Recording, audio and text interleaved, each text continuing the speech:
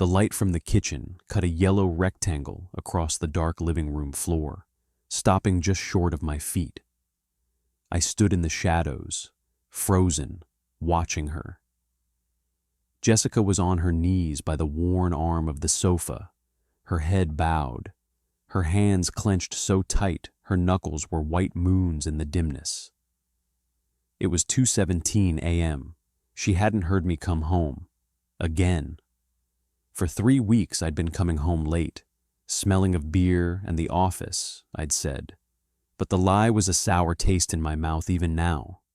For 3 weeks she'd been different, quieter. She'd skip meals, saying she wasn't hungry, and I'd find her in odd moments, just still. I'd mocked her for it. Just last night, I'd waved a slice of pepperoni pizza under her nose as she read on the couch. "Sure you don't want any? Starvation diet's looking a little grim, Jess." She just smiled, a sad, tired thing that didn't reach her eyes, and said, "I'm fasting, Mark, not dieting. I'm praying for you." I'd laughed, a loud, hollow sound in our tidy Cincinnati living room. Praying for what? My cholesterol? Knock yourself out. I'd eaten the whole pizza, the grease and my own pride sitting heavy in my gut. But now, seeing her like this, a raw, trembling silhouette in the middle of the night, the laughter was a ghost, a cruel echo. This wasn't just skipping breakfast. This was a war. And as I watched, a low, broken sound escaped her. It was the sound of someone carrying a weight too great to bear. It was the sound of a heart breaking, not in a dramatic shatter, but in a slow, relentless tear. She was whispering, the words too faint for me to hear, but the agony in her posture was a language I couldn't misunderstand. In that moment, the man I'd become, the cynical, sharp-tongued, wandering man, came into a terrible, clear focus. And I knew, with a certainty that dropped through me like a stone, that her prayers weren't generic. They were specific. They were about the late nights. The secret texts deleted from my phone. The distance I'd carved between us like a glacier. She was praying for me, the real me, the one I was hiding from her, from our friends, from everyone. But to understand how I got here, to this shameful voyeurism in my own dark house, I need to take you back to where it all began. It began 6 months ago, on a perfectly ordinary Tuesday. Jessica, my wife of 11 years, had started going to a women's Bible study on Wednesday mornings. She'd come home, lighter. She'd talk about grace and hope. And I'd nod while scrolling through work emails on my phone. "That's great, honey," I'd say, the words automatic. I was a Christian, sure. Went to church most Sundays, tossed a 20 in the plate, believed in God, in a distant, managerial kind of way. But Jessica's faith was becoming something alive, something that lit her up from the inside. And if I'm honest, it unnerved me. It held up a mirror to my own complacency. Before I continue, I'd love to know, where are you watching from? Drop your location and what time it is where you are in the comments. It means the world to me to know who's hearing this story. The real unraveling, though, started with the promotion, or rather, the lack of it. I'd been gunning for VP of sales at my firm for 2 years. I'd poured everything into it, late nights, weekend trips, sucking up to the right people. I was the obvious choice. When they gave it to Derek, a guy 10 years younger with half my experience but a slicker smile, something in me broke. Not on the outside. On the outside, I was all congratulations and forced grins. But on the drive home, a cold, hard knot of bitterness settled in my chest. I remember walking into our kitchen, the smell of Jessica's meatloaf filling the air. She took one look at my face and knew. She came to hug me, her hands still damp from washing lettuce. I'm so sorry, Mark. It's their loss. I stiffened. Her comfort felt like pity. What does God have to say about this, huh? I'd snapped, pulling away. All that praying you do. Did you forget to put in a good word for your husband's career? She flinched like I'd slapped her. The hurt in her hazel eyes was instant. But she just pressed her lips together and turned back to the sink. My prayers aren't a slot machine, Mark, she said softly, but I was already storming towards the garage, needing another beer, needing to be anywhere but there. That was the crack, and into that crack seeped everything dark. I started working later, telling Jessica the new VP needed me to prove myself. I started having networking drinks that stretched for hours. That's where I met Chloe. She was a marketing consultant we'd hired.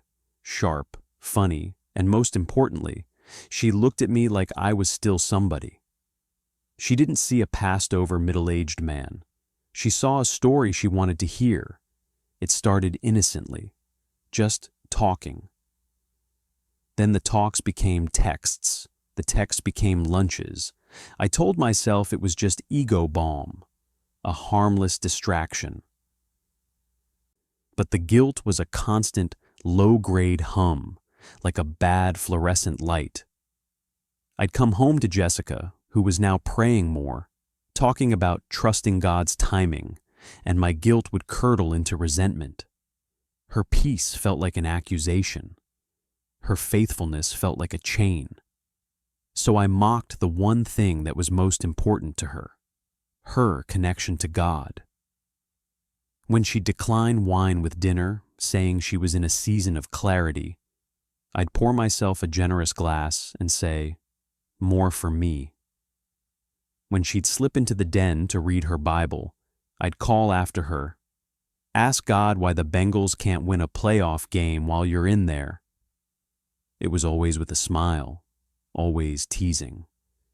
But the edge was real, and she felt it. She'd just look at me with this quiet sadness that made me want to scream. Then, 3 weeks ago, she told me she was starting a 21-day fast. She was giving up solid food for breakfast and lunch, just drinking juices and dedicating that time to prayer. For us, she said, her hand reaching for mine across the dinner table. For our marriage, for God's will. I'd pulled my hand back as if burned. God's will for our marriage is for you to eat, Jessica, I'd said, my voice cold. This is ridiculous. You'll make yourself sick. A part of me was scared of whatever conviction was driving her to do this. A bigger part was just furious. It felt like a spiritual ultimatum I hadn't agreed to. That night, I told her I had a client dinner. I didn't. I met Chloe at a dimly lit bar across the river in Kentucky, where I was less likely to run into anyone we knew. She wore a red dress. I told myself I was just blowing off steam. But when her hand rested on my arm as she laughed at my joke, I didn't move away. The knot of bitterness in my chest loosened, warmed by the whiskey and her attention. I was so tired of feeling like a failure at home. Here, I was clever. I was wanted. I came home late, buzzed and buzzing with the illicit thrill of it. The house was dark and still. I figured Jessica was asleep. I kicked off my shoes, ready to stumble to bed and pretend this night hadn't happened. That's when I saw the sliver of light from the kitchen, and that's when I saw her, kneeling, broken, whispering prayers into the fabric of the sofa for the husband who was in the shadows, smelling of another woman's perfume. I didn't move. I couldn't. The weight of what I was doing, the vast gulf between her love and my betrayal, crashed down on me with a physical force. Who was I? The question echoed in the silence she was filling with her prayers. The man I saw in the dark hallway reflection was a stranger, a liar, a cheat, a mocker of holy things. And as I watched my wife fight a battle for my soul on her knees, a terrifying thought seized me. What if she was winning? What if, in some unseen realm, her prayers were a rope being thrown to a drowning man? And I was too proud, too blind, too lost to even see it? Just then, her whispered words grew slightly louder, desperate, and I caught two of them. They were my name, and one other word, a word that broke me clean in two. The word was please. It wasn't shouted. It wasn't even spoken. It was wept. It was a raw, ragged exhale that held every broken hope inside it. Mark, please. Then she went silent, her forehead resting against the sofa cushion, her shoulders shaking. I backed away, one careful, silent step at a time, retreating into the deeper darkness of the hallway, my heart hammering against my ribs like it wanted out. I couldn't face her, not with that word hanging in the air, not with the scent of the bar still on my clothes. I slipped into the half bath under the stairs, locked the door, and sat on the closed toilet lid in the pitch black, my head in my hands. What was she pleading for? For me to come home? I was home, a phantom in my own house. For me to stop? For me to love her again? For God to strike me down? The not knowing was its own torture.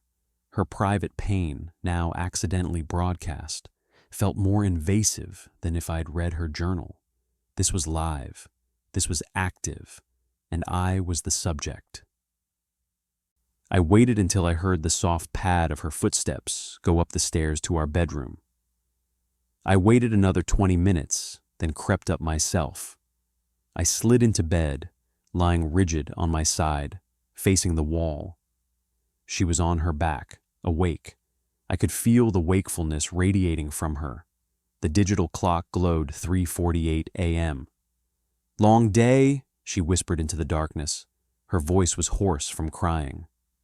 "Yeah," I grunted. Client was a pain.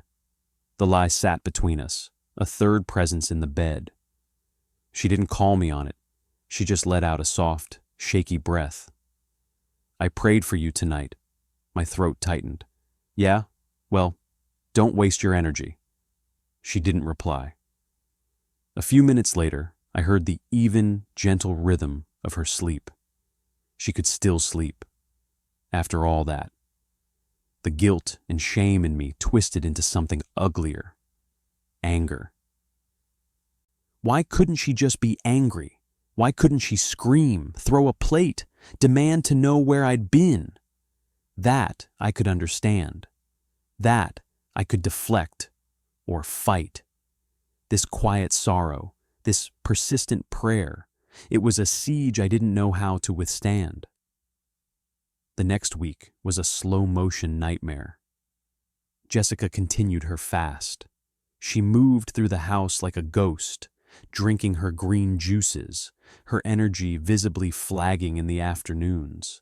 But her eyes were terribly clear. They held a sorrow, yes, but also a determination that scared me more than any accusation. I doubled down on the mockery. It was my only defense. One evening, she was too weak to finish making dinner. She sat at the kitchen island, pale, her hands wrapped around a mug of broth. "This is insane, Jess," I said, slamming a cabinet door.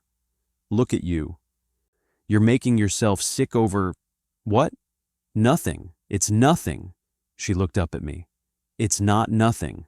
It's everything."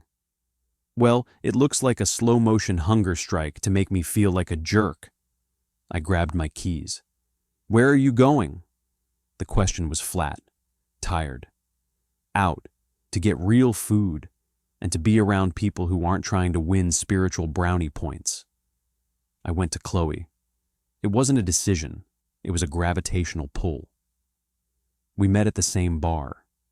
This time, she kissed me when she arrived, a quick, possessive thing. I let her.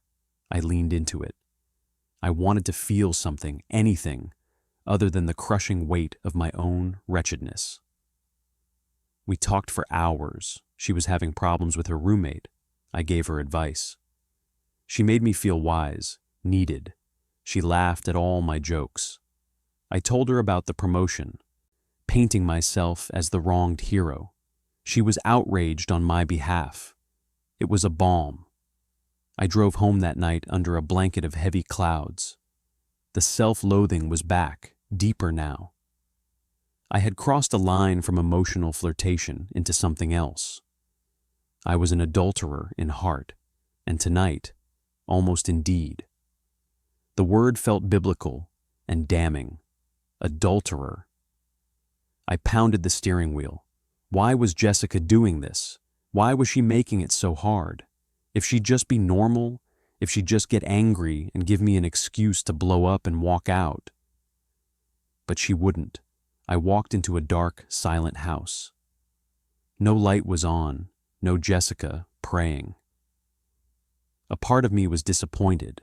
I'd braced myself for it, for the sight of her on her knees. Its absence felt like a withdrawal.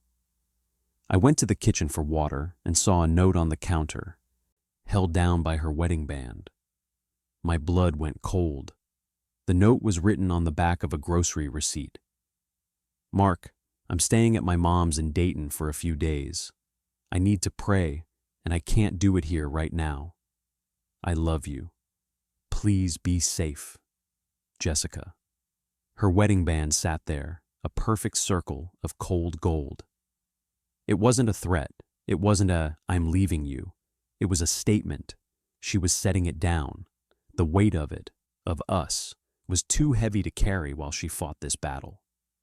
She was retreating to regroup, and she'd taken nothing else. No suitcase by the door, no emptied closet, just her, gone. I picked up the ring. It was so small. I'd saved for 3 months to buy it, 11 years ago. She'd cried when I put it on her finger at our little outdoor wedding in Sharon Woods. She'd said it felt like a promise God had helped us keep. Now it just felt like a piece of metal sitting in my sweaty palm.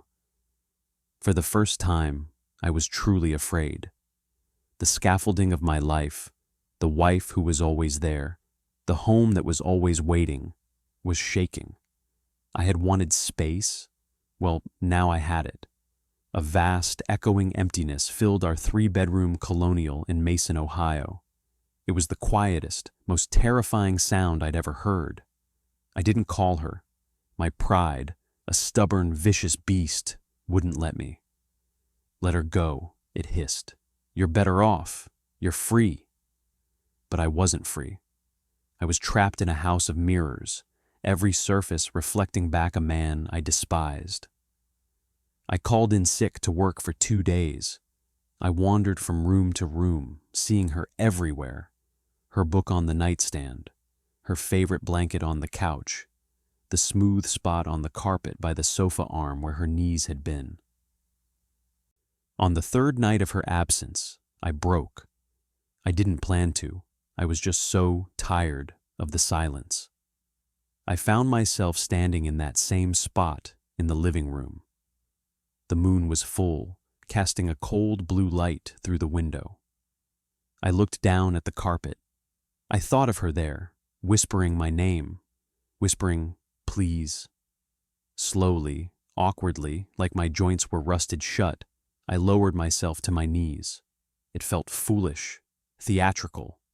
I wasn't a man who prayed, not really, not like this. God, I said aloud. The word was strange in the empty room. I don't know what to do. That was it. That was all I had. A confession of utter helplessness. No lightning bolt, no warm feeling, no voice. Just the hum of the refrigerator and the beating of my own heart.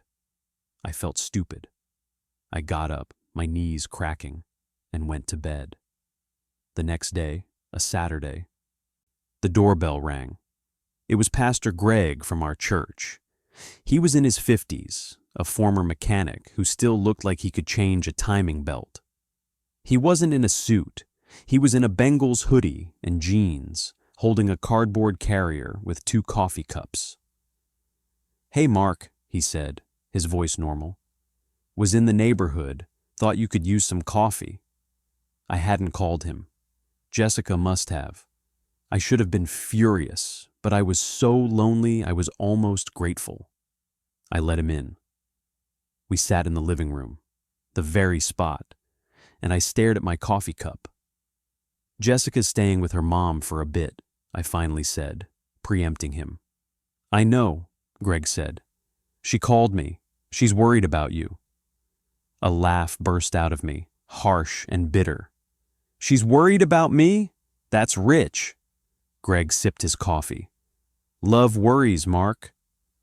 "It's what it does." He didn't press. He didn't ask for details. He just sat with me in the wreckage of my life. After a long silence, he said, "You know, a fast, it's not about making God listen. It's about making yourself hungry for the right thing. Sometimes we get so full of the wrong stuff, we can't even feel that hunger anymore. We just feel sick." His words found their mark. I was full of the wrong stuff: bitterness, pride, lust, lies. I felt sick all the time. "What do I do?" I asked, the question a white flag. "I don't know," Greg said honestly, "but you don't have to figure it out today. And you don't have to figure it out alone." He finished his coffee. "I'm going to stop by on Monday, okay? We'll just have coffee again." After he left, the house felt slightly less empty. His visit was a rope, however thin, thrown across the gap. I looked at Jessica's ring, which I'd left on the counter. I picked it up. This time, I didn't put it back down. I closed my fist around it. It left a tiny circular imprint in my palm. That night, I didn't go out. I sat on the couch and I did nothing. I just sat. And in the quiet, a memory surfaced, clear and sharp. It was from 2 years ago. Jessica and I were painting the guest room. We were splattered with yellow paint, laughing, and she'd leaned her head on my shoulder. "I'm just so happy," she'd said, simple and pure. "I'm just so happy to be building this life with you." Where had that man gone? The one whose shoulder she rested her head on? My phone buzzed. A text from Chloe. "Hey, stranger. Miss your face. Drinks tomorrow?" I stared at the glowing screen. It was an escape hatch.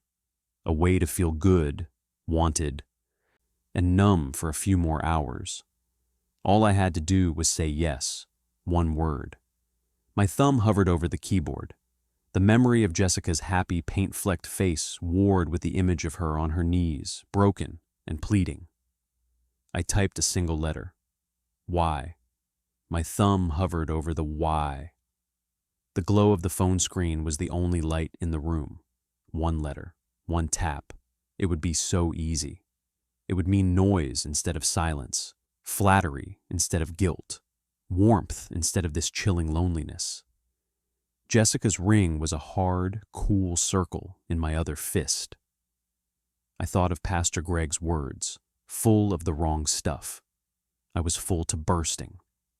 And here was an offer of more, another helping of the very poison that was making me sick. I knew it was poison. In that moment, with the memory of Jessica's paint-flecked smile so vivid, I knew it with absolute clarity. I deleted the why. My heart hammered with a different kind of fear. It was the fear of facing the emptiness without an escape plan. I typed back, "Can't tomorrow, really busy with family stuff." It was a coward's reply, non-committal. It left the door cracked, but it was a no for tonight.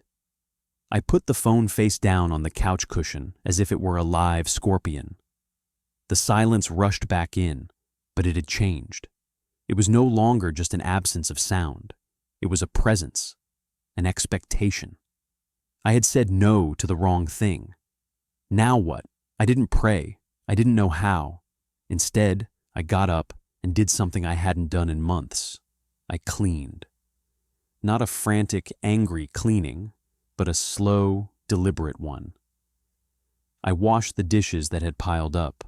I wiped the counters. I vacuumed the living room rug, carefully going over the spot where Jessica had knelt.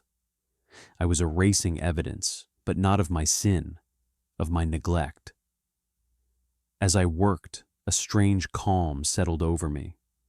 It was the simple satisfaction of a task, of restoring a small amount of order to the chaos I'd helped create.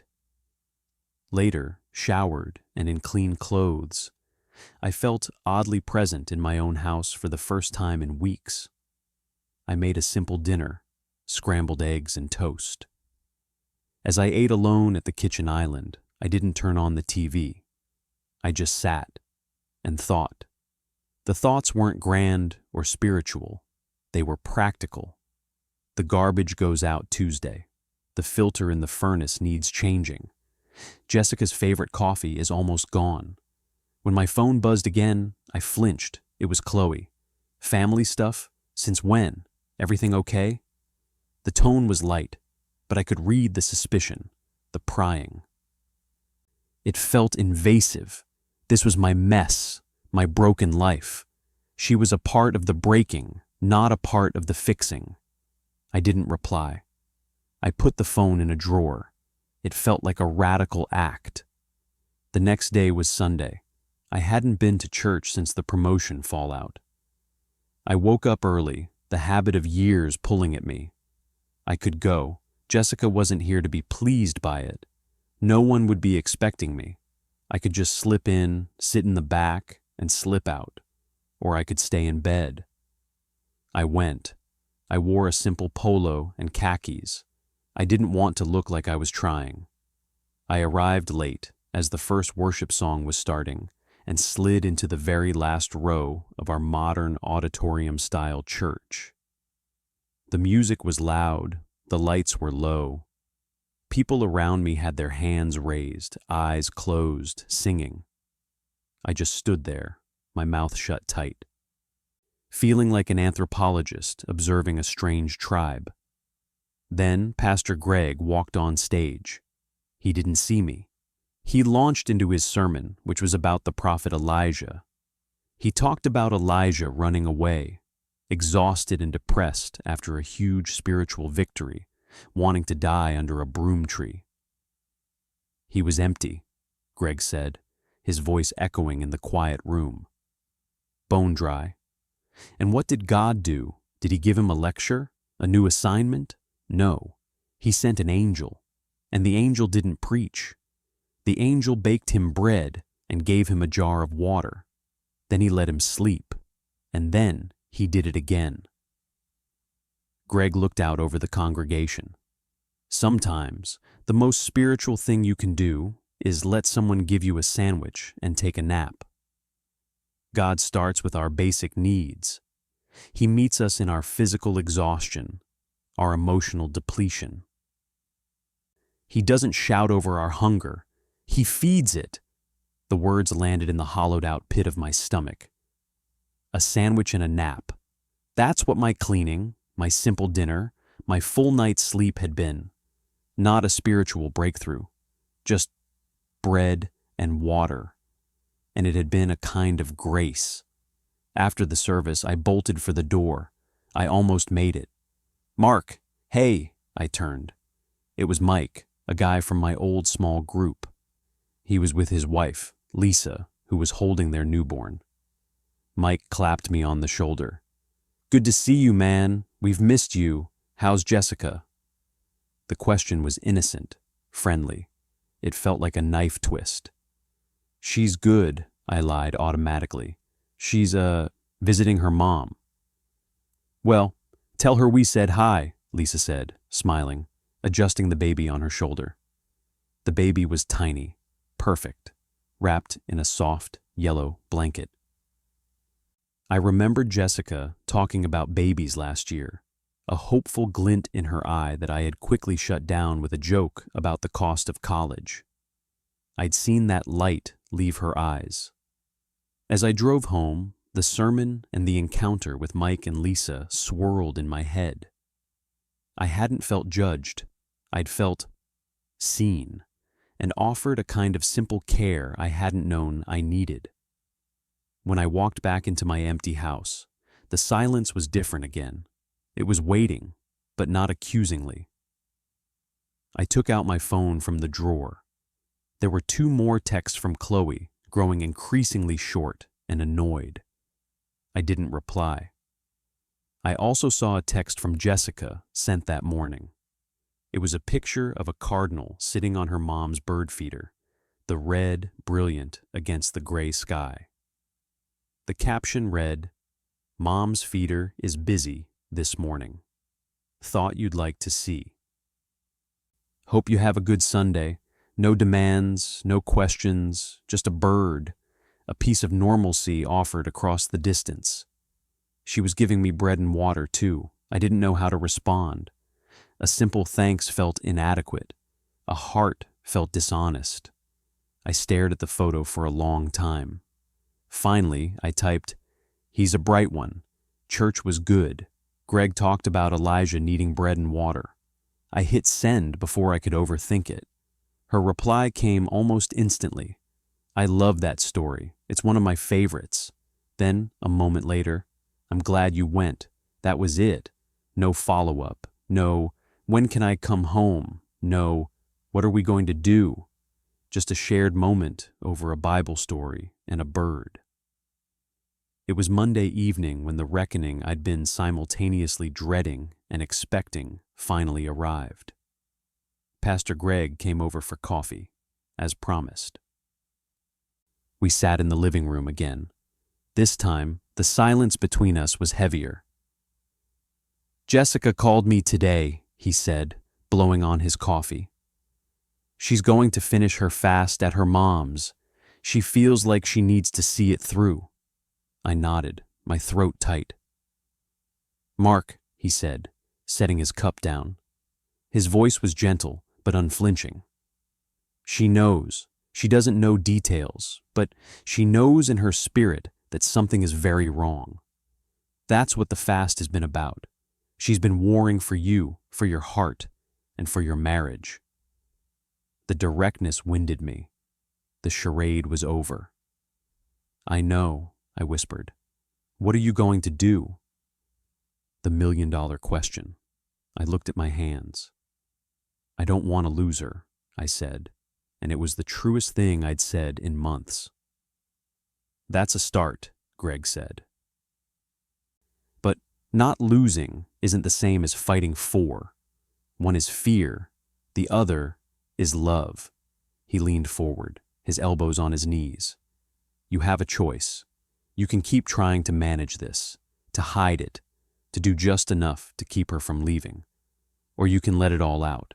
You can bring the rot into the light. It will be the hardest thing you've ever done.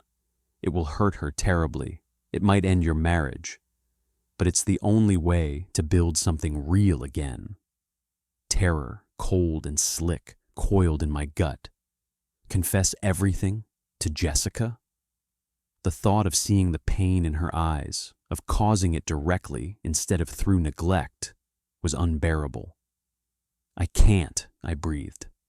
"You may think you can't," Greg said, "but the weight of carrying it is going to kill you, and it's going to kill whatever's left of your marriage anyway.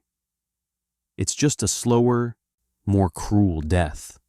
He left soon after, leaving me with the ultimatum hanging in the air.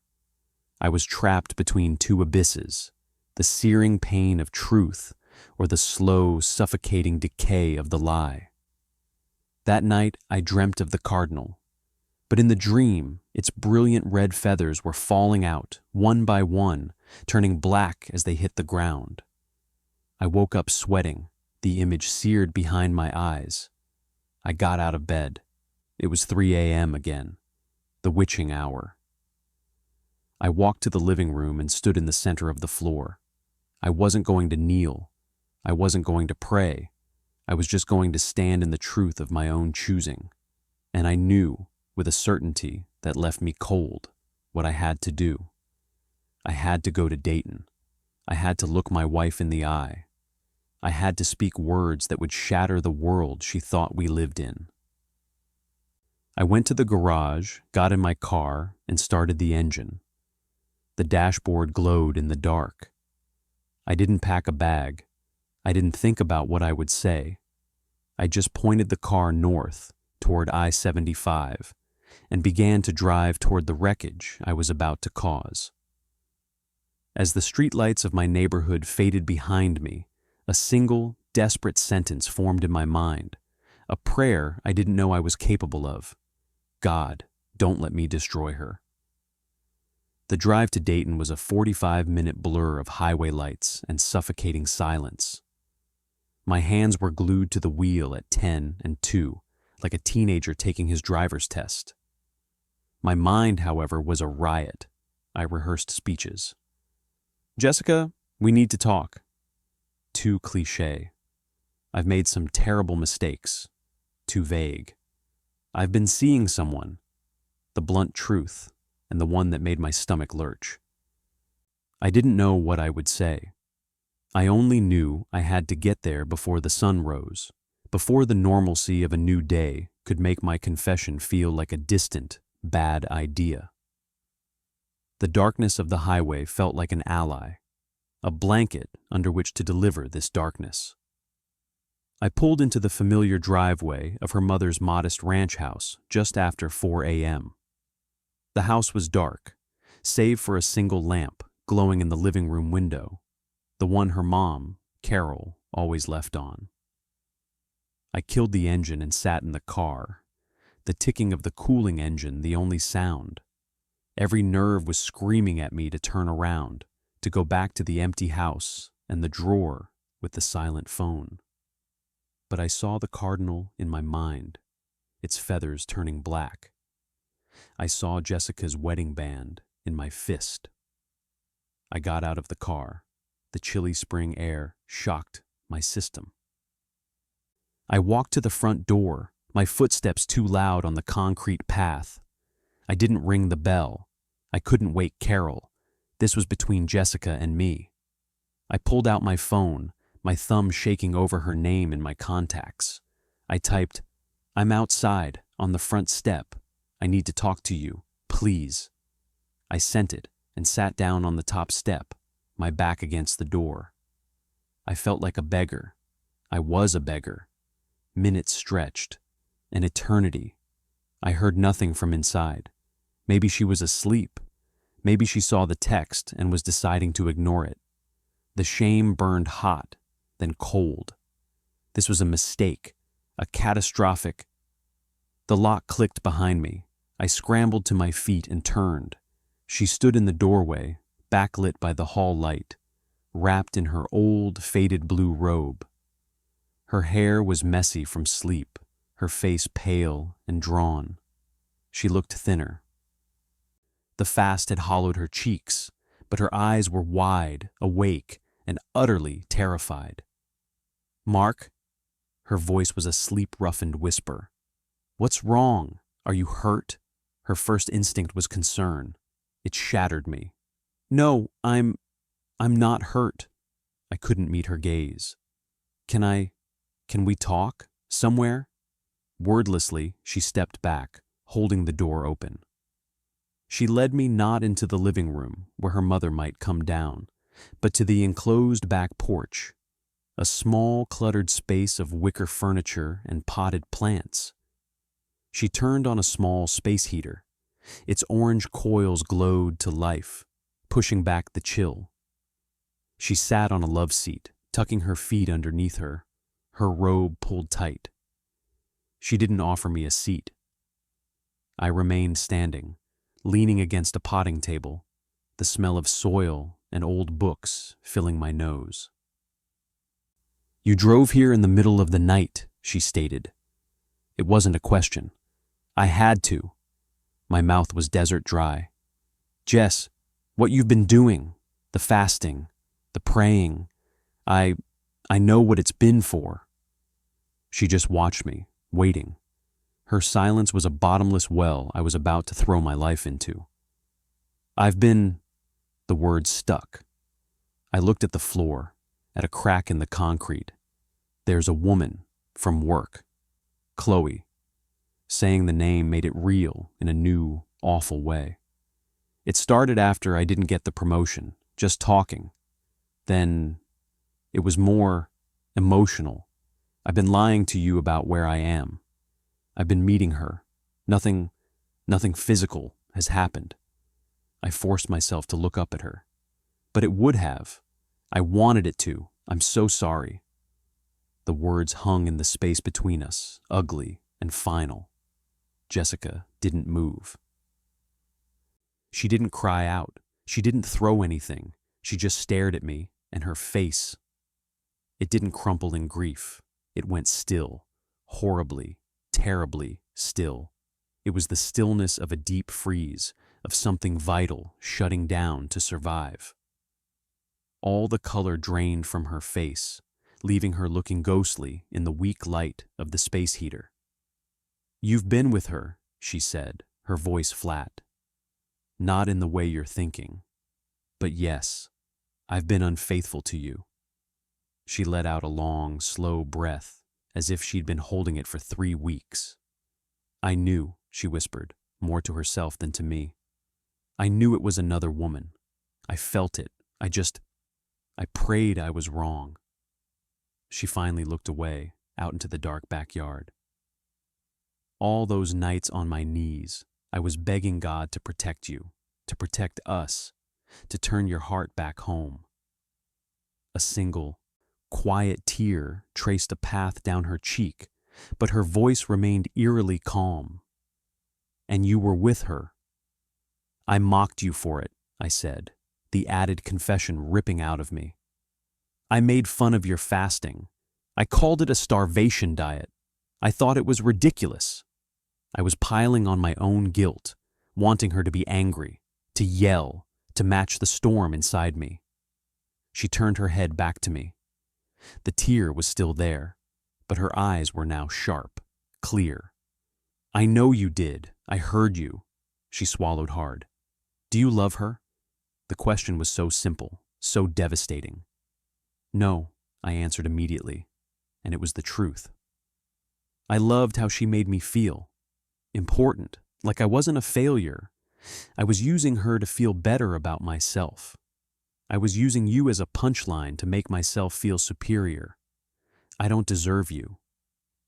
I don't deserve anything. For a long time, the only sound was the hum of the space heater and the distant rumble of a truck on the highway. Jessica looked at her hands, folded in her lap. "Why are you here, Mark?" she asked. "I had to tell you. I couldn't carry it anymore. Greg said I had to bring it into the light." "So you're here because Pastor Greg told you to be?" "No." The force of my own voice surprised me. "No, I'm here because I saw you, that night, praying, and I knew I was the poison you were trying to pray out. I'm here because I'm selfish. I'm here because even though I'm the one who broke this, the thought of you finally giving up and walking away forever is the most terrifying thing I've ever imagined. I'm here to beg." The word was out, the same word she had wept into the couch. Beg. Jessica finally moved. She unfolded her legs and stood up, slowly, as if every joint ached. She walked to the porch screen and looked out into the blackness. "All that time," she said, her voice trembling for the first time.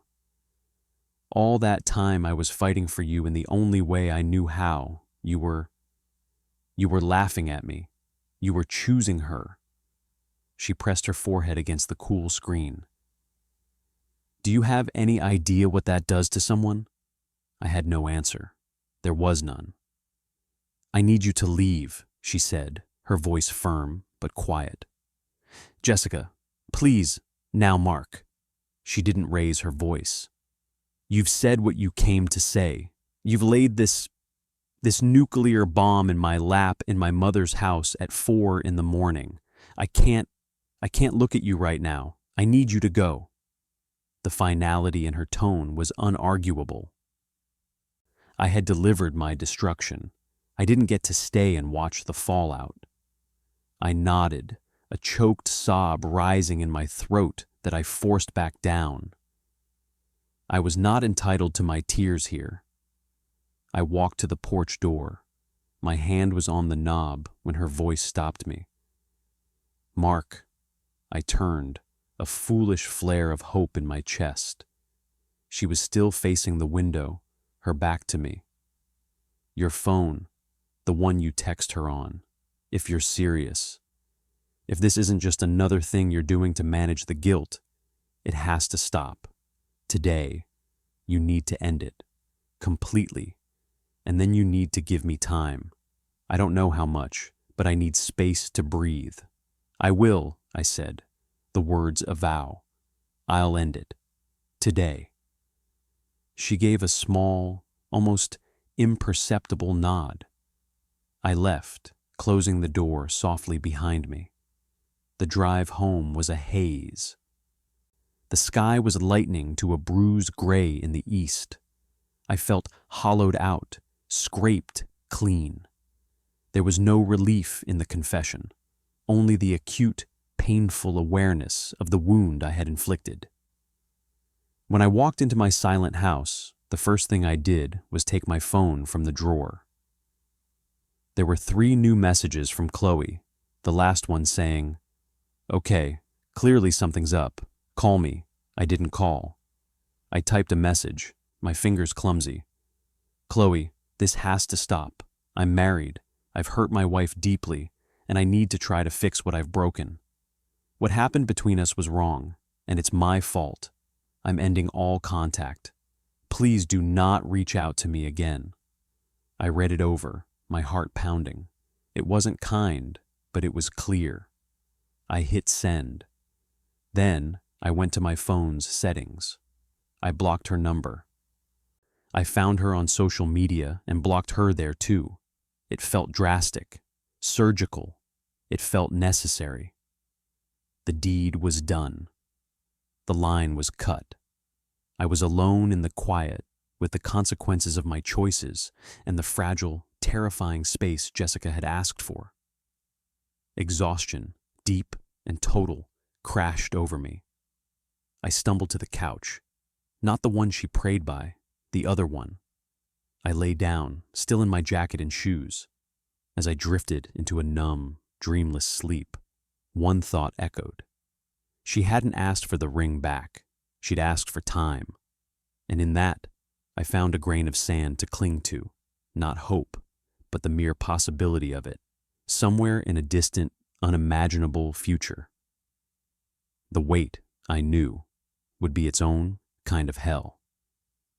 I woke up on the couch to the sound of my own phone ringing. The sun was high, streaming through the windows, making the dust motes dance. I fumbled for it, my heart lurching with a stupid, desperate thought. Jessica. It wasn't Jessica. It was my boss, Karen. Her voice was crisp, concerned. "Mark, you weren't at the 9 a.m. strategy meeting. You didn't call in. Is everything all right?" I sat up, rubbing my face. The digital clock read 11:17. I'd slept through my alarm, through everything. "Karen, I'm so sorry. I'm not well. A family emergency. It's my wife." The lie came easily, but the truth within it, my wife is shattered because of me, gave it a strange, painful weight. "I see," she said, her tone softening slightly. "I'm sorry to hear that. Do you need to take some personal time?" The offer was a lifeline. The thought of putting on a tie, crafting sales pitches, smiling in the break room, felt like an impossible performance. "Yes," I said. "I think I do. Maybe the rest of the week?" "Granted," she said. "Take care of your family, Mark. Let HR know." I hung up, and the silence rushed back in. It was over. The other part of my life, the professional part I'd used to justify so much, was now officially on pause. There was nothing to distract me, no work to hide in, no Chloe to text, no wife to mock. It was just me and the empty house. The first day was the longest of my life. I cleaned more, robotically. I organized the garage. I paid bills. Every task felt like building a tiny raft in a vast, still ocean. In the afternoon, my phone buzzed. An email. The sender was Chloe's work address. The subject line was, your message. My stomach clenched. I opened it. It was short and furious. Mark, I got your text. You don't get to unilaterally decide this is wrong after leading me on for months. You used me to feel better about yourself, and now you're tossing me aside to play the repentant husband. That's cowardly. And just so you know, people talk. I haven't said anything, but if you treat me like I don't exist, that might change. Think about that. It was a threat. A quiet, professional one, but a threat all the same. People talk. My career, already shaky, could be finished. A scandal, a lawsuit. The fear was immediate and visceral. My old instincts flared. Manage it, control it, send a calming reply. I walked to the kitchen sink, ran the cold water, and splashed my face. I remembered Jessica's still, frozen expression on the porch. You need to end it. Completely. I deleted the email without replying. Then I went to my laptop and drafted a brief, formal email to my boss and HR, copying only my personal email. In light of a serious personal matter, I am formally requesting a 1-week leave of absence, effective immediately. I will be unreachable by phone or email during this time to focus fully on my family. I apologize for the short notice. I hit send before I could second-guess it. Then I turned off my work phone and placed it in the drawer with my personal one. A total blackout. It was the most terrifying piece I'd ever created. That evening, Pastor Greg called the house landline, the number only telemarketers and grandparents used.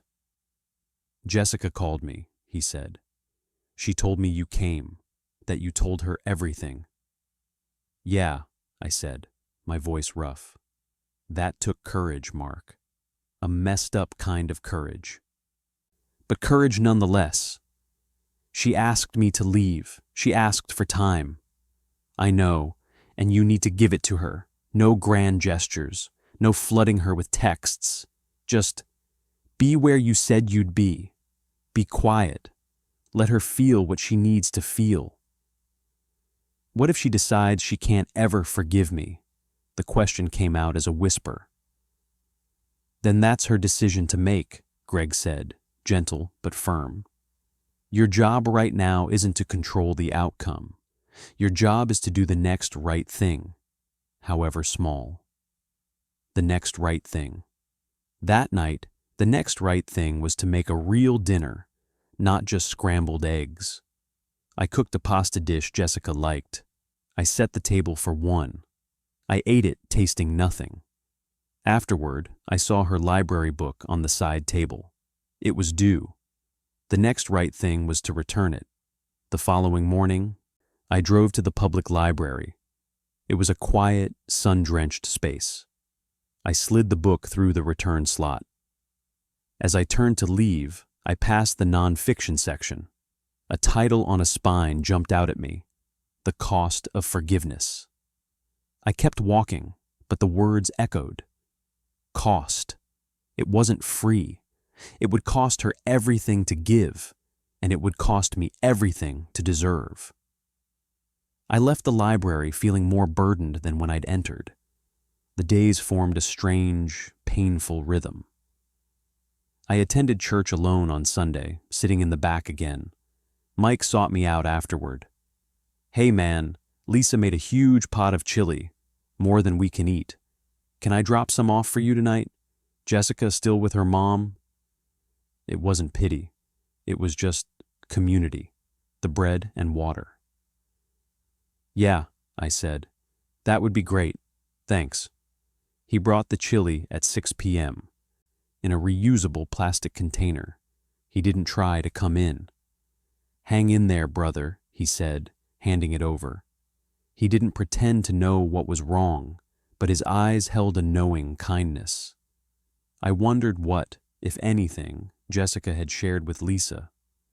Eating Mike's chili, I felt the first pang of something besides despair, loneliness. Not the angry, self-pitying loneliness that drove me to bars, but a clear, aching loneliness for my wife, for her laugh across the table, for the way she'd always take the smallest potato chip from the bag. I missed her, not just the idea of a wife.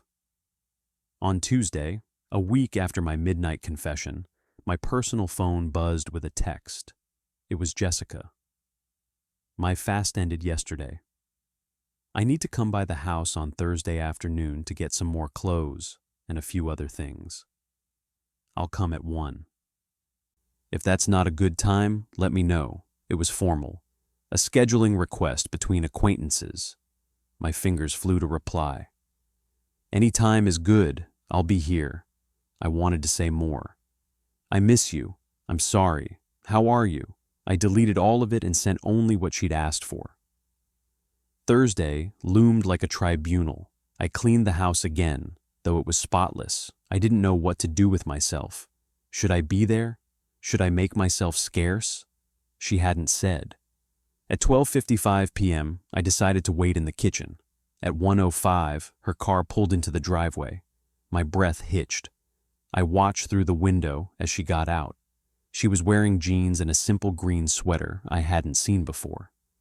She looked steady, not happy, but composed. She walked to the door, not like she was coming home, but like she was visiting a slightly unfamiliar place. She knocked. She knocked on her own door. The sound was a small, brutal hammer on my heart.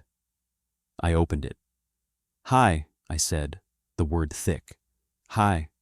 She gave a small, tight smile that didn't reach her eyes and stepped inside.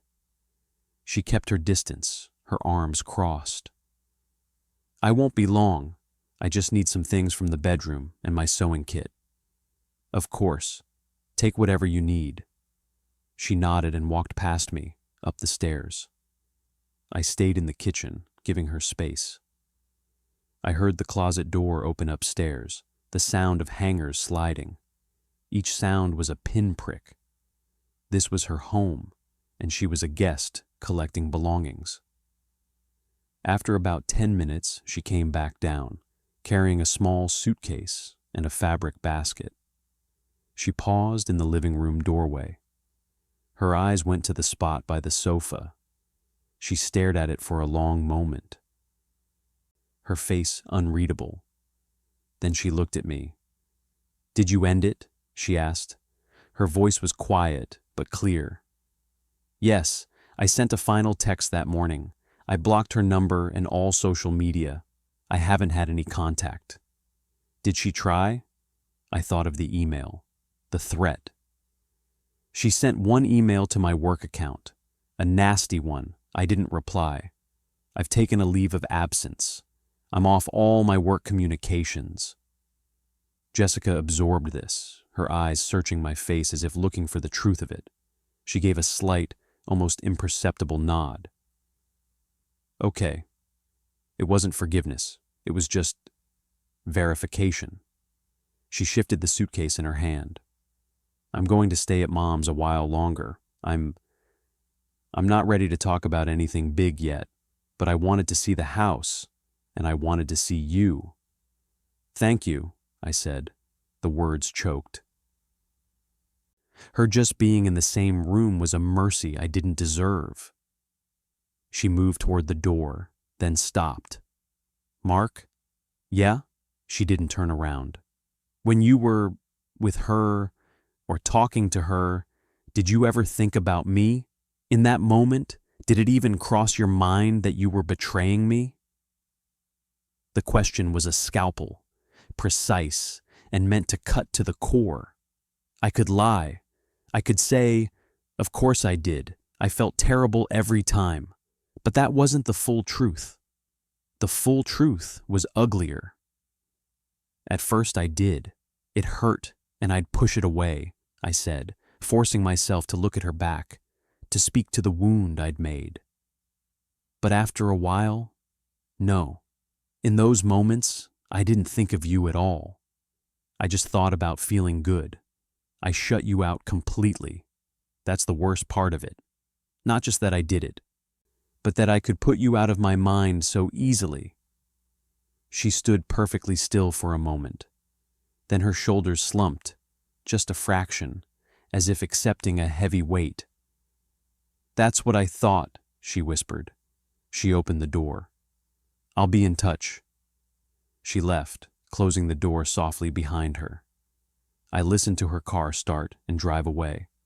Her question hung in the air, more damning than any accusation.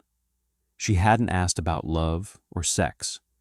She'd asked about remembrance, and I had admitted to erasing her.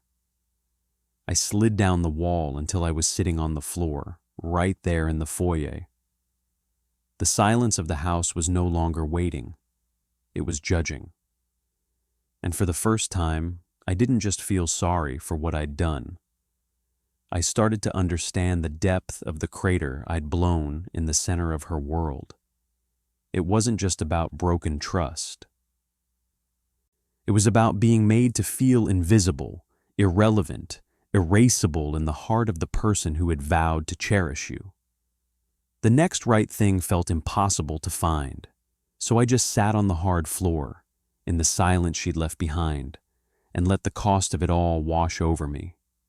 There was no grace here yet, only the stark, unflinching arithmetic of consequence.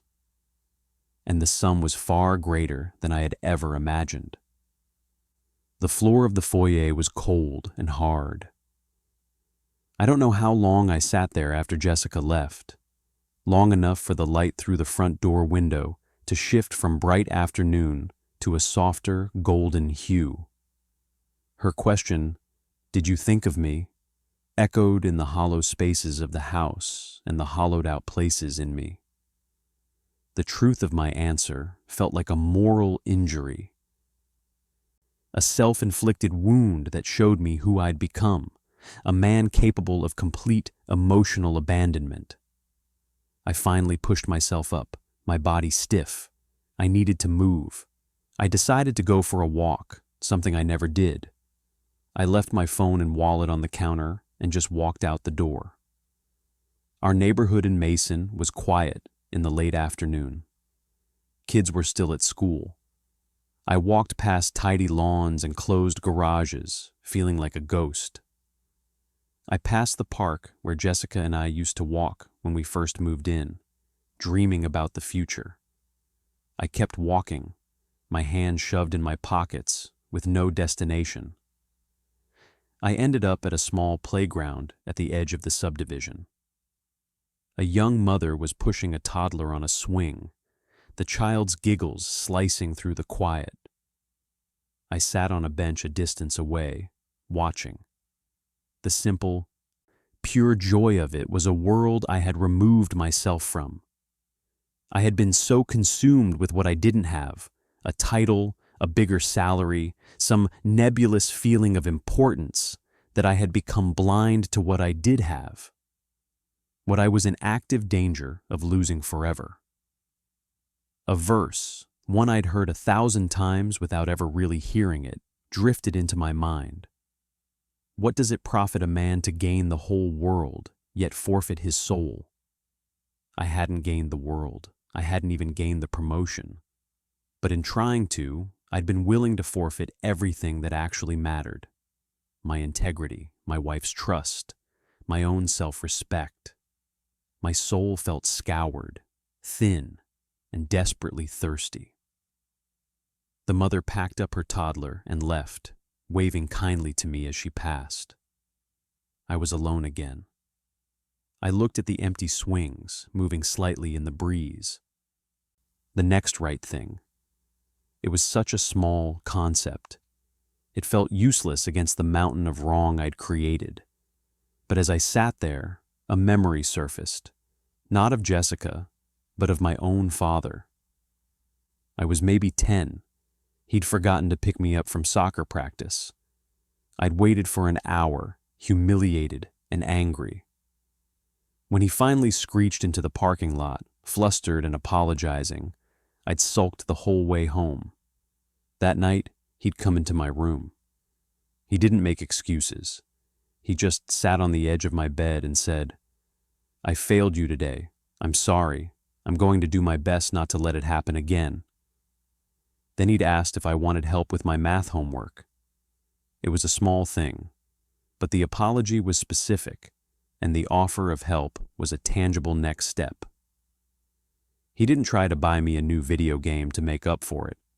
He just showed up, present and accountable, in the next ordinary moment. It was the only model I had. Jessica didn't need grand gestures. She needed a husband who showed up, present and accountable, in the next ordinary moment, even if those moments were spent miles apart. I walked home with a sliver of purpose. It wasn't a plan, just a direction. When I got back, I saw her library book receipt on the counter where I'd left it. The next right thing. I got online and paid the small fine. Then I saw a stack of mail she'd left unopened before she went to her mom's. Mostly junk, but there was a postcard from her dentist reminding her of a cleaning. I texted her a picture of the postcard. "Saw this in the mail. Didn't want you to miss your appointment." I added nothing else. Her reply came an hour later. "Thank you for letting me know. It was nothing. And yet, it was a thread, a single fragile thread of shared, practical life." The following Monday, my self-imposed isolation was broken by the doorbell. It was Pastor Greg again. This time, he had 2 sub sandwiches from a local shop. "Lunch," he declared, walking in. "I got you the turkey club. No mayo, extra pickles, right?" He remembered my order from church picnics years ago. The specificity of it undid me a little. "Yeah," I managed. "Thanks." We ate at the kitchen island. He talked about normal things, his car trouble, a funny thing his granddaughter said. He didn't mention Jessica or confession or forgiveness. He was just a friend having lunch.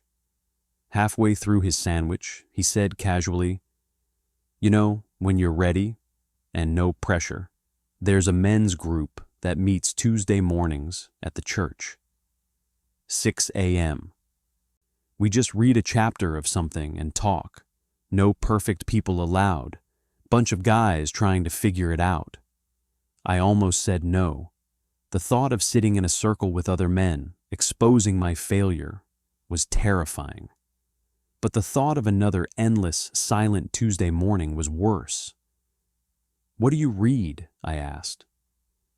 "Right now, we're just going through a book called The Day-to-Day Work of Forgiveness. It's about the grind of it. Not the big moment, but the daily choice." The title sounded painfully unglamorous. It sounded true. "I might be late," I said.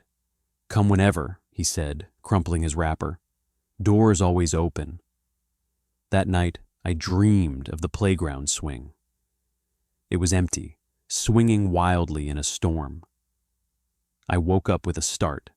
The digital clock glowed 4:30 a.m. I couldn't go back to sleep. At 5:15, I got up, showered, and drove to the church. The meeting was in a small, plain room with a circle of folding chairs. There were 6 other men, ranging from guys my age to one white-haired fellow in his 70s. They all had coffee mugs. Greg nodded at me when I slipped in and pointed to an empty seat. No one made a big deal. They were in the middle of a chapter. The guy reading had a rough, tired voice. He read, "Asking for forgiveness is an event. Becoming a forgivable person is a process. It requires a brutal honesty about your own patterns, the weaknesses in the wall you let the enemy through." I sat there, my hands clamped between my knees, saying nothing. They discussed the idea of patterns. One man, a mechanic named Ray, talked about his pattern of blowing up at his kids when work stress was high. Another, a quiet teacher named Ben, shared his pattern of withdrawing from his wife when he felt insecure. Their struggles were different than mine, but the architecture was the same: a weakness, a trigger, a selfish choice, collateral damage. No one asked me to share. When the hour was up, they stood, shared a few prayer requests about job interviews and sick relatives, and then just left for their days. Greg clapped me on the shoulder. "Good to see you, Mark." That was it. But as I drove home in the rising sunlight, I didn't feel alone. I felt seen, in a way that had nothing to do with my performance. They were all failing, in different ways, and showing up anyway. It was a club I never wanted to qualify for, but now found myself in. The thread with Jessica remained thin but steady. I continued to handle practical things. I forwarded an important-looking letter from her retirement fund. I texted her when a big package was delivered for her. Her replies were always the same. "Thank you for letting me know." It was a strange, bureaucratic detente. We were managing the shared business of a life, while the heart of it lay bleeding in a no-man's land between us. Then on Friday, the equilibrium shattered. I was mowing the lawn, a mindless chore that felt productive. My personal phone, sitting on the patio table, rang. It was an unknown number with a Dayton area code. Thinking it might be something about Jessica's mom, I answered. "Mark, it's Carol." Jessica's mother. Her voice was strained, tight with an emotion I couldn't place. "Carol, hi. Is everything okay?" A pause. "Jessica asked me not to call you." Another pause. Longer. "But she's not okay. She hasn't been out of bed for 2 days. She's not eating. She just cries. She tried to go back to work and broke down in the teacher's lounge. She's not letting me help her." The image of Jessica, the strong, steady one, reduced to a weeping heap, was a physical blow. "Is she sick? Should I don't know what she needs," Carol interrupted, her own worry sharpening her words. "But this silent treatment or whatever you two are doing, it's breaking her. I thought you were working on things. I thought you were sorry." "I am sorry," I said, helplessly. "She asked for time, for space." "Well, maybe she has too much of it," Carol shot back. Then her voice broke. "I'm watching my daughter disappear, Mark, and I don't know what to do. Maybe you don't either, but doing nothing is killing her." She hung up. I stood there on the lawn, the mower engine dead, the phone clutched in my hand. The silence around me was no longer peaceful. It was toxic. My respect for her space was just another form of abandonment. I was giving her exactly what I'd given her during the affair: absence. Greg's words came back. "Your job isn't to control the outcome. Your job is to do the next right thing." But what was the right thing? Disobey her direct request and rush to Dayton? Send more texts? Flood her with apologies she'd asked me not to send? I was paralyzed. For an hour, I paced the house. I thought about calling Pastor Greg, but this felt like a decision I had to make alone. This was the cost, the terrible weight of leadership I had abdicated. I had to lead now, not in controlling her, but in taking responsibility for the damage, even if it meant crossing a boundary she'd set. I got back in my car. I didn't drive to Dayton. I drove to the grocery store.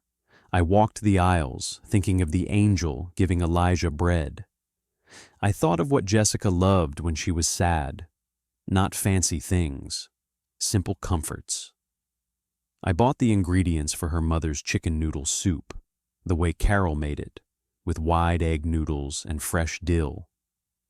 I bought a loaf of the crusty artisan bread from the bakery she liked. I bought a single yellow rose, the kind that comes wrapped in clear plastic. I drove to Dayton. This time, it was early evening. I pulled up to Carol's house. The living room lamp was on. I took the bags and the rose, walked to the front door, and set them carefully on the welcome mat. I didn't ring the bell. I didn't wait. I got back in my car. Before I drove away, I picked up my phone. I typed a text to Jessica. "There's something for you on your mom's front step. No need to reply, no strings." I sent it. Then I looked at the house, at the window behind which my wife was drowning in a grief I had caused.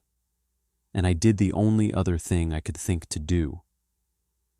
I bowed my head over the steering wheel and whispered into the stillness of the car. "God, I don't know how to fix this. I don't know how to help her. Please. You gave her the strength to pray for me when I was hell-bent on destruction. Give her the strength to get through this hour, this night.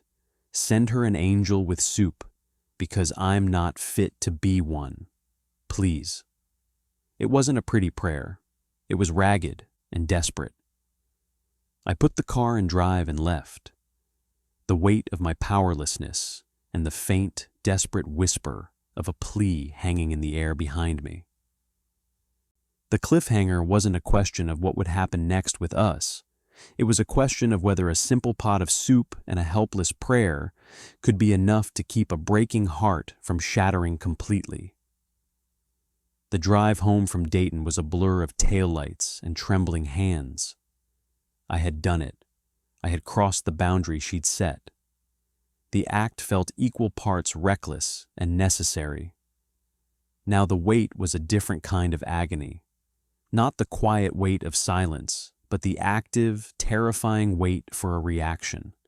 Would she be furious? Would the simple gifts feel like an insult, a patronizing attempt to fix a catastrophic wound with chicken soup? I didn't hear from her that night. The silence felt like judgment. I replayed my actions, questioning every choice. The yellow rose was too romantic, too cliché. The soup was presumptuous. I'd made myself the hero in a story where I was the villain. I barely slept. The next morning, Saturday, was overcast and gray, matching my mood. I made coffee and tried to read the book from the men's group, but the word swam on the page. My phone sat silent on the counter like a dead thing. At 11:07 a.m., it buzzed. A text from Jessica, a photo loaded. It was the empty soup pot, washed clean, sitting on her mother's counter.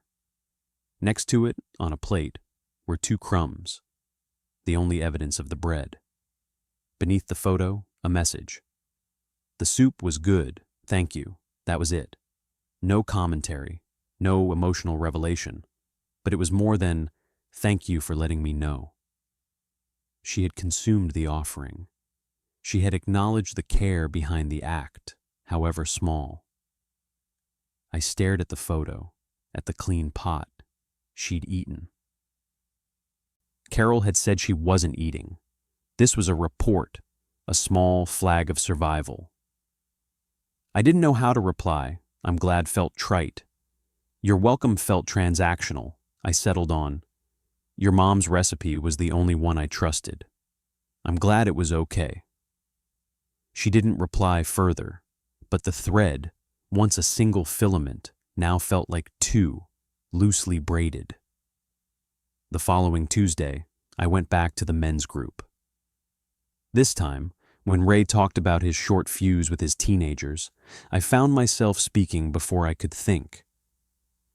I relate to that, I said, my voice sounding strange to my own ears. Not with kids, but with my wife. When I felt like a failure at work, I didn't blow up at her. I just left. Emotionally, physically.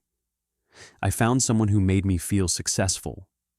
My pattern was to run toward whatever made the bad feeling stop, no matter who it hurt. The room was quiet for a moment. Then Ben, the teacher, nodded slowly.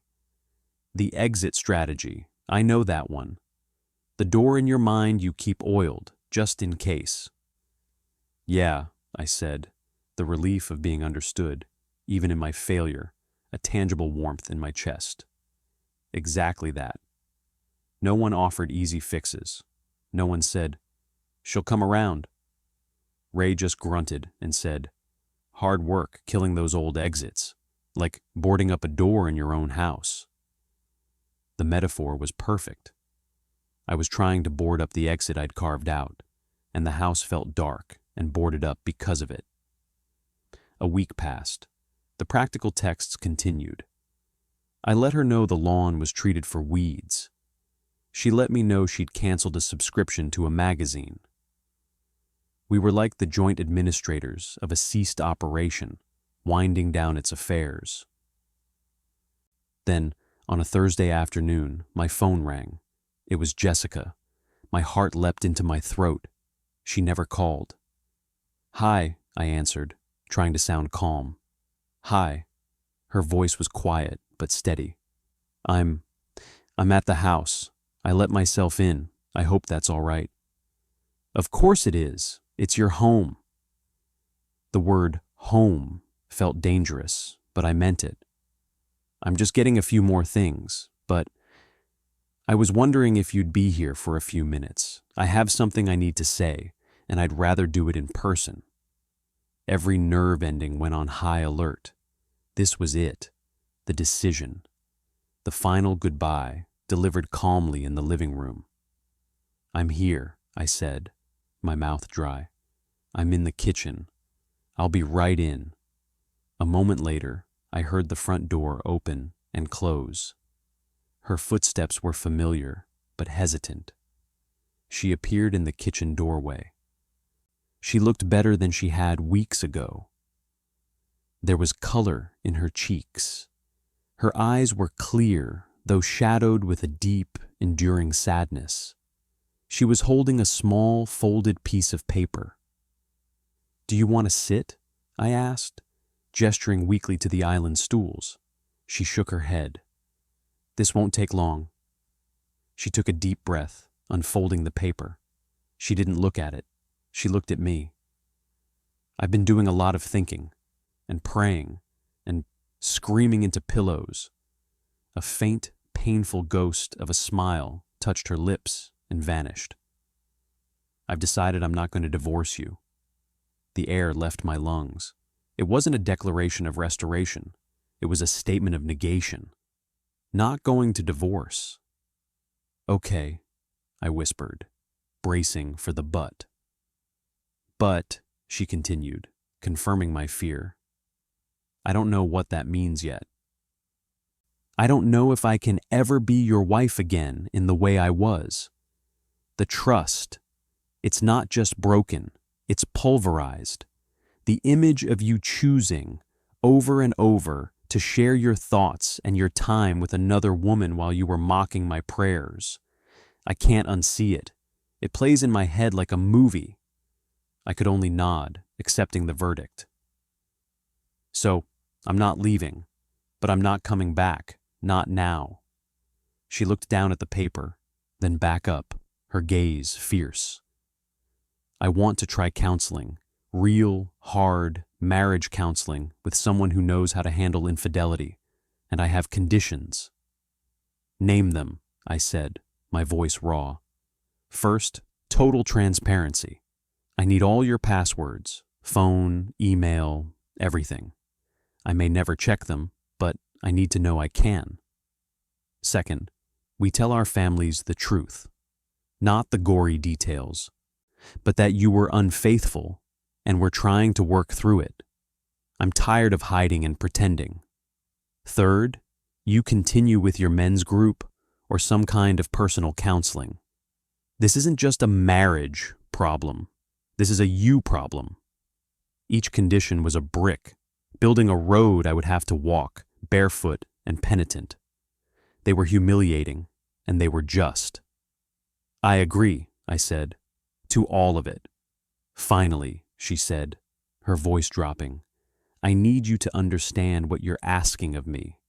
You're asking me to stay in the same house with the person who caused the worst pain of my life. You're asking me to look at you every day and not see her. That's what you want. What I need is time to see if that's even possible. So, if I come back, it will be to separate bedrooms. And it will be as roommates, not as husband and wife. For a long time, maybe forever. Can you live with that? The question was the true cost, laid out in stark, unromantic terms. A life sentence of proximity without intimacy, a constant living reminder of my failure, a purgatory of my own making. I thought of the empty swings.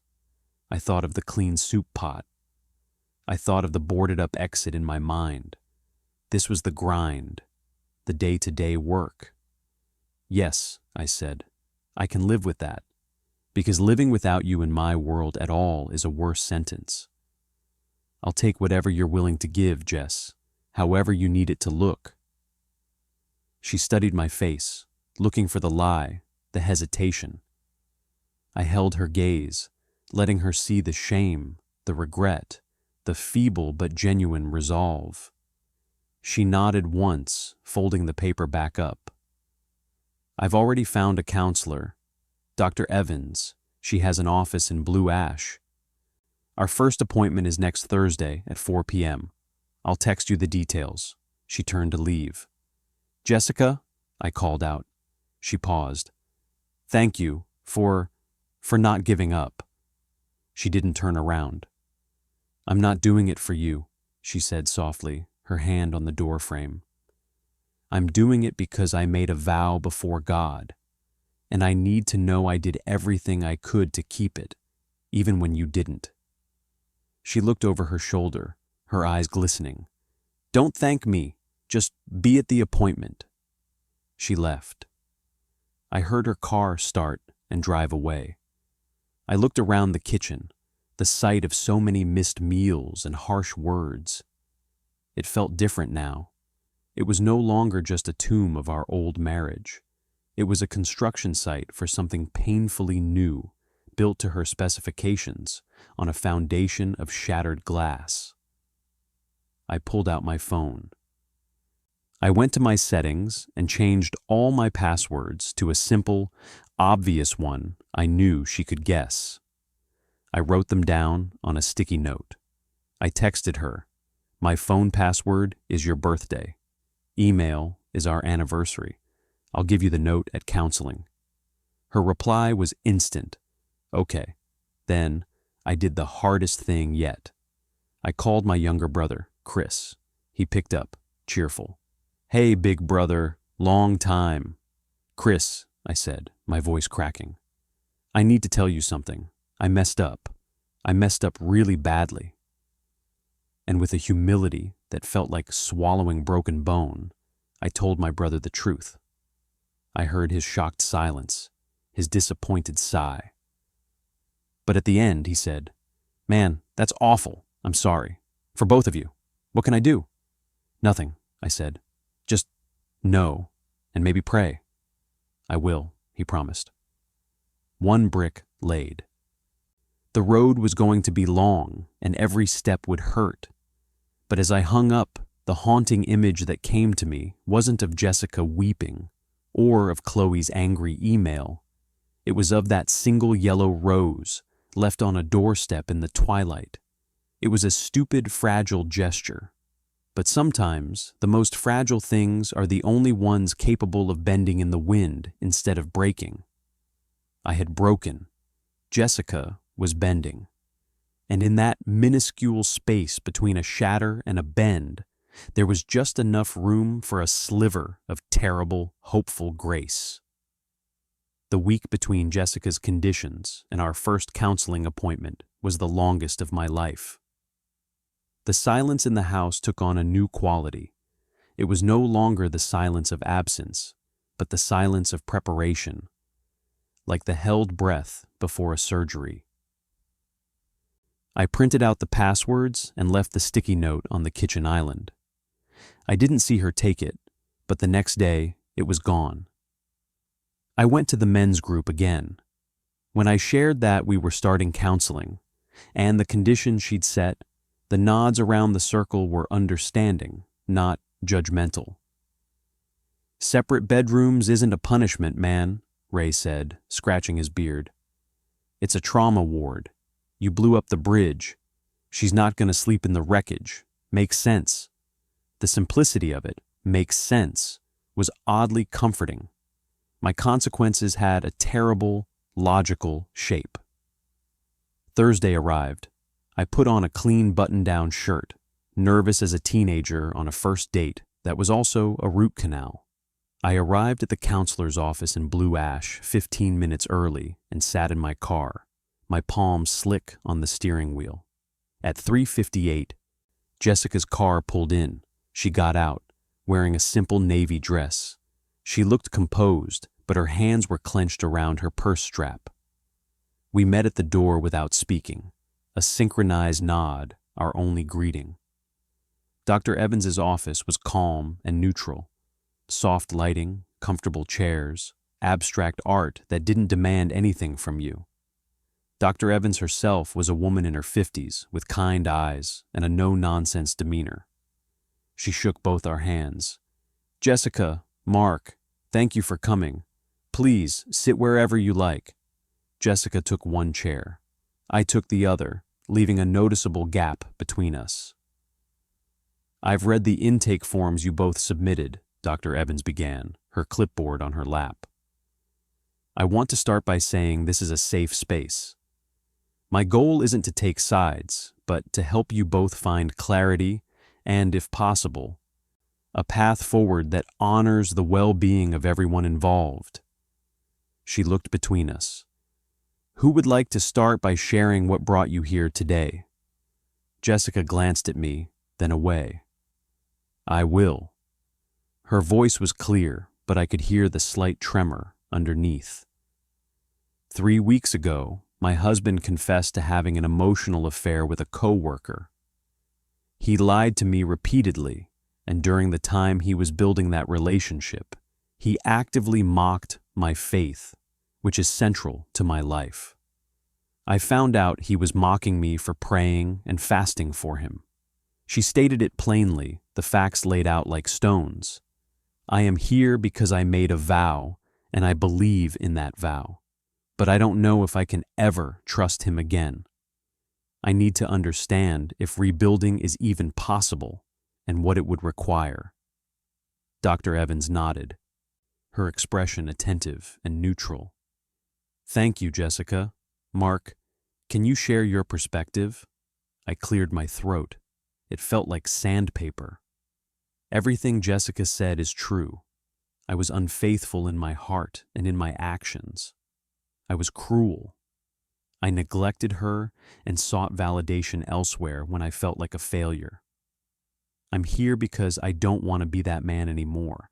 I want to do whatever it takes to try to earn back a fraction of her trust, even if it takes the rest of my life.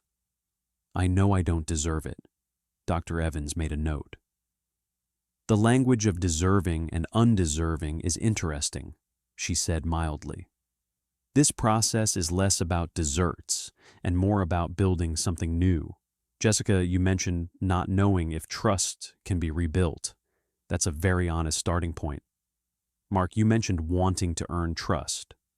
Earning implies a transaction. Trust isn't a currency.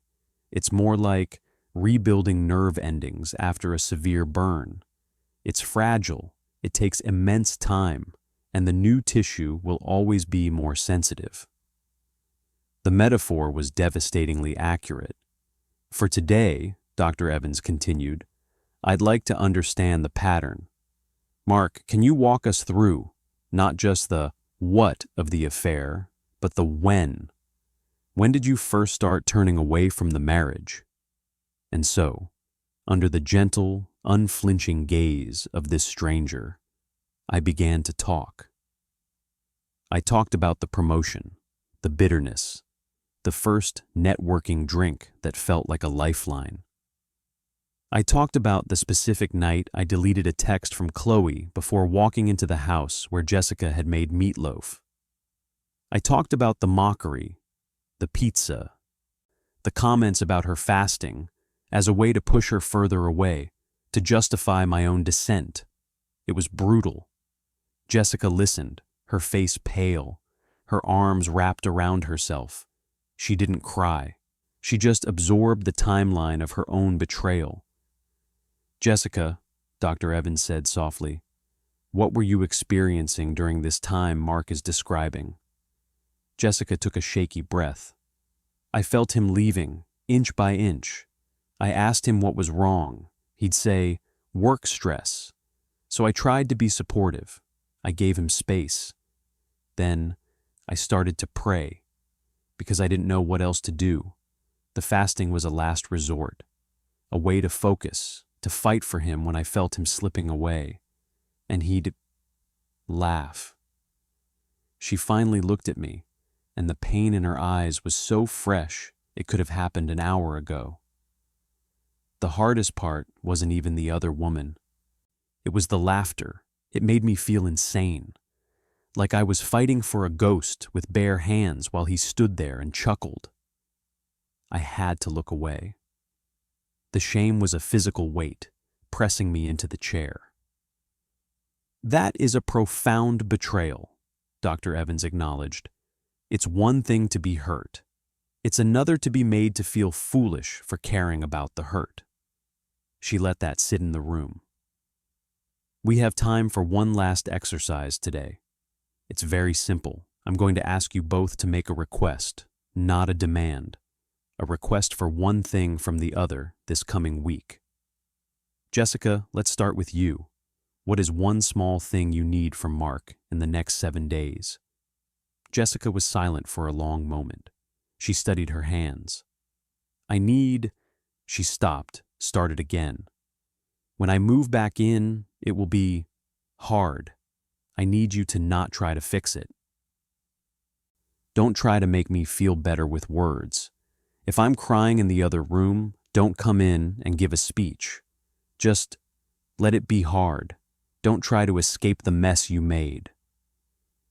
It was a request for me to endure the consequences I'd created, to feel the full weight of her pain without seeking relief for myself. It was brilliant, and it was excruciating. "I can do that," I said, my voice low. "Mark," Dr. Evans said, "your turn. One small request for Jessica." I hadn't prepared for this. What could I possibly ask for? Then it came to me. "When you move back, could we eat dinner together? Not every night. Just once, at the same table. No pressure to talk. Just not eating alone in separate rooms." It was a request for a shred of shared normalcy, a tiny ritual of coexistence. Jessica hesitated, then gave a slow, small nod. "Okay. Once." "Good," Dr. Evans said, making a final note. "That's our place to start. Next week, we'll talk more about communication patterns. For now, hold to your requests. And remember, this is a marathon, not a sprint." The session was over. We walked out to the parking lot together, the spring air feeling shocking after the intensity of the office. "I'll start moving some things back in on Saturday," Jessica said, not looking at me. "Okay, I'll make sure the guest room is ready." The guest room. The words were a cold stone in my gut. She nodded, got in her car, and drove away. Saturday came. Jessica arrived with 2 suitcases and a box of books. The move was anticlimactic. She moved quietly through the house, putting her clothes in the guest room closet, her books on the shelf there. I stayed in the living room, giving her space, honoring her request not to hover or try to fix. That evening, I cooked a simple pot roast, a meal that could simmer for hours without attention. At 6 p.m., I texted her, "Dinner is ready whenever you are. No rush." 10 minutes later, she came downstairs. She'd changed into sweats and a t-shirt.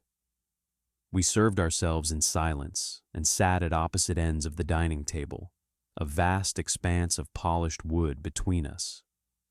The only sounds were the clink of cutlery and the hum of the refrigerator. It was agonizing. Every cell in my body wanted to fill the silence, to apologize again, to ask how her day was, to make a stupid joke. But I remembered her request. Let it be hard. So I said nothing. I ate the tasteless food and endured the screaming quiet. Halfway through the meal, Jessica spoke, her eyes on her plate. You remembered the carrots. I always forget the carrots in pot roast. It was a statement of pure, neutral observation, but it was a thread, a tiny acknowledgement of a shared history, a tiny crack in the ice. I did, I said, careful to keep my voice even, not to flood the crack with desperate hope. They're better soft. She gave a single, barely perceptible nod, and we finished the meal in silence again. After, she took her plate to the sink, rinsed it, and put it in the dishwasher. Thank you for dinner, she said, her back to me. You're welcome. She went upstairs and closed the guest room door. I heard the soft click of the lock. I stood at the sink, looking out into the dark backyard. It was the worst and yet the best dinner of my life. We had shared a meal in the wreckage. We had, for 20 minutes, inhabited the same painful, quiet space without destroying it further. It wasn't healing. It was a ceasefire. And in the fragile territory of that ceasefire, a new and terrifying thought began to form. The real work wasn't going to be the dramatic confessions or the counseling sessions. It was going to be 1,000 silent dinners, 1,000 locked doors, 1,000 moments of choosing to stay in the burn ward instead of running for the exit. The cliffhanger now was not whether she would leave, but whether I had the endurance to live in the painful, quiet middle, where the only proof of progress was the simple, awful fact that we were both still there. The ceasefire held for 8 days. It was a week of exquisite, painful politeness. We moved through the house like ghosts on separate schedules. I left for the men's group before she woke. She went to bed early. The lock on the guest room door, a soft but final punctuation to each day. We had 2 more silent dinners. The third one, she mentioned that the garbage disposal was making a grinding sound. I fixed it the next afternoon. She texted, "Thank you." It was the most substantive communication we'd had. Then, on a rainy Tuesday afternoon, the external world I tried to wall out came crashing through. I was in the home office, paying bills online, when my personal phone rang with a number I didn't recognize. I answered, my guard up. "Mark, it's Derek," the new VP. His voice was strained, lacking its usual slick confidence. "Listen, I need you to come in tomorrow, 9 a.m., Karen's office." My blood went cold. "Derek, I'm on a personal leave. My wife—" "I know," he interrupted, lowering his voice. "This isn't about that. But we've had a complaint, a formal HR complaint, from a contractor, Chloe Mills." The name was a punch to the solar plexus. The threat in her email hadn't been empty. "What kind of complaint?" I asked, my mouth dry. "She's alleging an inappropriate relationship, that you used your position to create an uncomfortable dynamic and then retaliated professionally when she rebuffed your advances." The inversion was so brazen it left me dizzy. She had rebuffed me? "That's not what happened," I managed to say. "It was consensual. It was wrong, but it was mutual. I ended it." "That may be," Derek said, his tone suggesting he didn't fully believe it, or worse, didn't care. "But she's filed a formal complaint with documentation, texts, You mentioned meeting for drinks. It's a mess, Mark.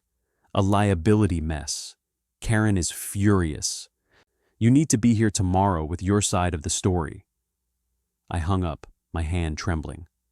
The consequences were no longer just emotional and spiritual. They were professional, financial, tangible. My job, our health insurance, our mortgage, all of it was now in the crosshairs of the chaos I'd created. I sat in the darkening office, the rain pattering against the window. A wild, selfish thought arose. I could fight this. I could dig up my own texts, try to prove it was mutual. It would be ugly, public, and it would drag Jessica's name through the mud by association. It would be another betrayal. The other option was to accept the narrative, to take the full, professional blow for a sin that was, in its essence, true. I had been in an inappropriate relationship. I had leveraged my seniority, if not explicitly, then in the unspoken power dynamic. The retaliation claim was false, but the rest was my doing. I thought of the men's group, of boarding up the exits. Fighting this with lawyers and counterclaims was just another exit, a way to avoid the full weight of the consequence. I had to tell Jessica. The thought was almost worse than losing the job. It would be proof that my sin was still rippling outward, threatening to drown our practical life along with our emotional one. She was in the kitchen, reading a book at the table, a cup of tea steaming beside her. I stood in the doorway, my shadow falling across the page. She looked up, and immediately her expression shifted from quiet concentration to wary alarm. "What is it?" "I just got a call from work," I said, my voice flat. "Chloe filed a formal HR complaint against me. She's alleging I pressured her, that she rebuffed me, and that I retaliated. I've been summoned to a meeting tomorrow morning." Jessica's face went utterly blank for a 3 count. Then a storm of emotions flashed through her eyes. Fury, fear, a bitter, dark amusement. She closed her book with a sharp snap. "Of course she did," she whispered, more to herself than to me. She looked out at the rainy backyard, her jaw tight. "So now it follows us here too, into our bank account, our stability. I'm so sorry, Jess. I'm so sorry." The apology was ash in my mouth. It changed nothing. "What are you going to do?" she asked, turning her piercing gaze back to me. "I don't know. If I fight it, it gets ugly, public. If I don't, I could be fired or suspended without pay." She absorbed this, sipping her tea, her movements controlled. "Do you have proof it was mutual?" "Texts, but they're flirty. They don't look good. They make me look like the pursuer." Because I had been. And the retaliation claim? A lie. I just stopped all contact after I confessed to you. She nodded slowly, thinking. I expected her to yell, to say, "I told you so," to break down.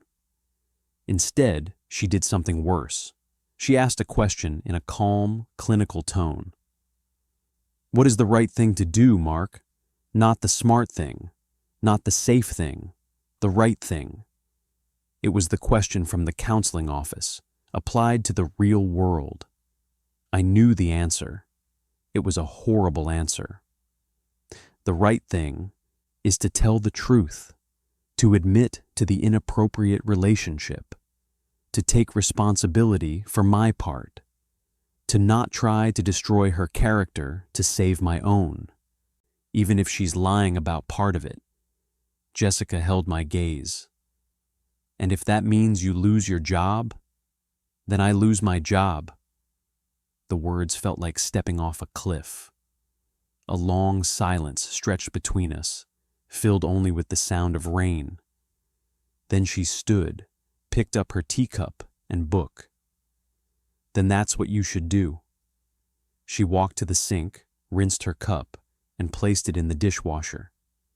As she passed me on her way to the stairs, she paused.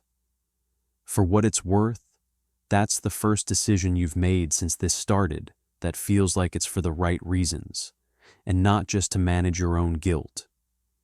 It wasn't praise, it was an observation, but it was the closest thing to respect I'd felt from her in months.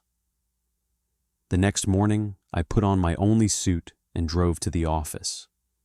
The building felt alien. I walked into Karen's office at 9 a.m. sharp.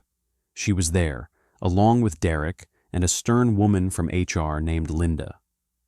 The air was frigid. For an hour, I answered their questions. I did not embellish. I did not villainize Chloe. I admitted to the emotional affair. I admitted it was a profound abuse of my role and a violation of company policy.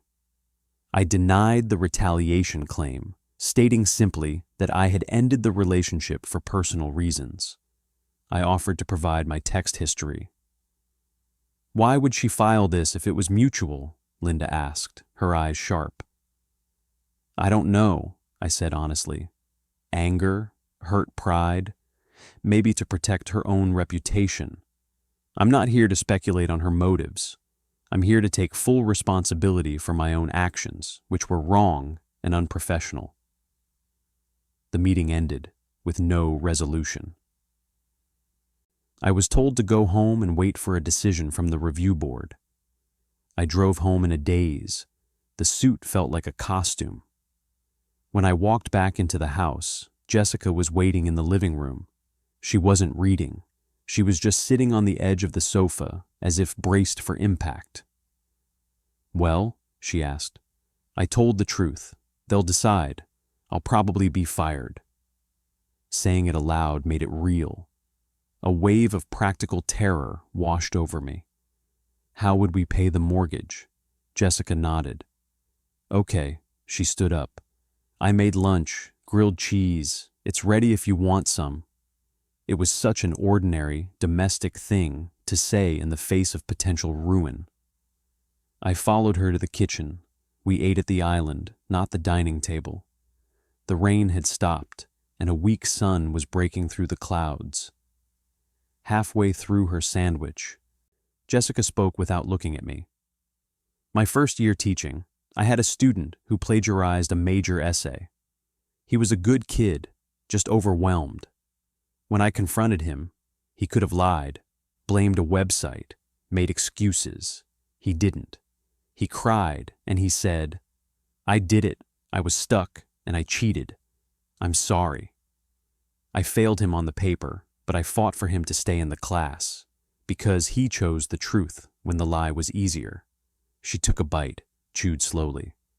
I'm not saying this is the same. I'm just saying, I see the choice you made. It wasn't forgiveness. It wasn't a hug. It was perhaps a single point of data in the vast spreadsheet of my failure that didn't read as a deficit.